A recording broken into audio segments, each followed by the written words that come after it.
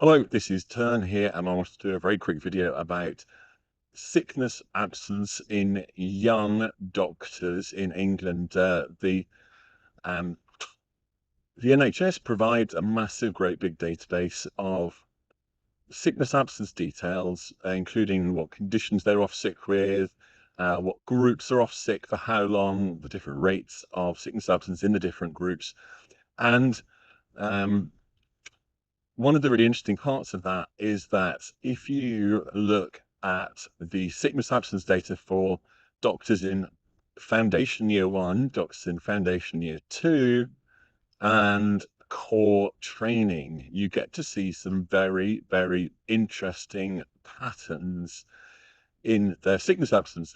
Um, so you can, if you want to, track one single line of like the sickness absence of core training doctors, for example, or foundation year 2 doctors, and you can track that through the different years. But of course, because foundation year 1 doctors are only in that for 1 year, then you actually don't track the same people, you track different people. What you actually need to do is you need to track the people who are in foundation year 1 for 1 year, then foundation year 2 for the next year, and then beyond that, core training. So you can do that. And one slight little tiny thing is that the third sort of cohort part, core training, doesn't last for 1 year. So actually, if you look at, for example, this graph here, you start as foundation year 1 and you do it for 1 year. That's one cohort of people. And then they move into being F2s in the second year. And then they move into being core training. This third year is actually a group, not of 1 year's cohort, but actually that's the sickness absence rates for 2 or 3 years. Some core training takes 3 years. So like, that's just an interesting part there. This first bit is actually the most important part, really. Now, let's just think about this for a moment. I've got up on here let's call it the 2018 to 2021 cohort. So they start in 2018. In August 2018, here's the August start. They then work through August 2018 through to August 2019, and then they work through August 2019, and then suddenly, bit through that year, there's a great big peak of sickness absence, which is, of course, the first COVID wave. That's there. And then on into their third year of core training. So this is the cohort that was sort of 2018, 2021. And let's look at a different one. In fact, let's start off with the first cohort we have data for, which is 2017 to 2021. Figure that. 2017, not much sickness absence. 2018, not much sickness absence. 2019 to 2020, out there. Look at that. That's the first pandemic peak. Let's shifty it through. So we sort of seen now 2018 start. Let's look at the 2019 start. Let's see what happens to them. You see, that's in their first year. That's the first COVID peak, and then the second COVID year peak. So that's 2019, 2020, 2020, 21, 21, 22. Now, this is interesting because 21, 2022 is where COVID was let rip. So there was mitigations all through this part here. Vaccines came in, and then they just said, like, let's go for it. Everyone get COVID. And they really did. They really, really did. So then the following year, you've got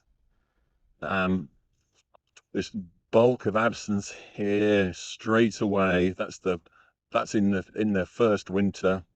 Golly, that 2021, 2020 to 2021 winter. Then the 21, 22, and then following on. Now, okay, so we expect the pandemic peaks. We expect. So is it getting better afterwards? This is 21 to 2024. Again, 21/2022 winter peak, 2022, 2023, 2024. Now, it's not actually really come down much. But then you look at this one, this is kind of like after the bad times. There's 2021, 2022, 2022, 2023, the peaks are still going. And then what we've got here is an incomplete one. So the first years. Now, as I've been scrolling through all of these, we've got a different scale popping up and down on the left. So actually these weren't all at the same scale because Excel automatically adjusts them. But if we select all of these, it'll put all of them onto the same scale of graph. And then you can see that as I flick through them, you will see the rising trend. And look at this, it's stunning. That's years before the pandemic, into the first year of the pandemic. That's just 1 year before the pandemic, and then into the pandemic. That's first pandemic winter, second pandemic winter, third pandemic winter. Look at that. Oh my word.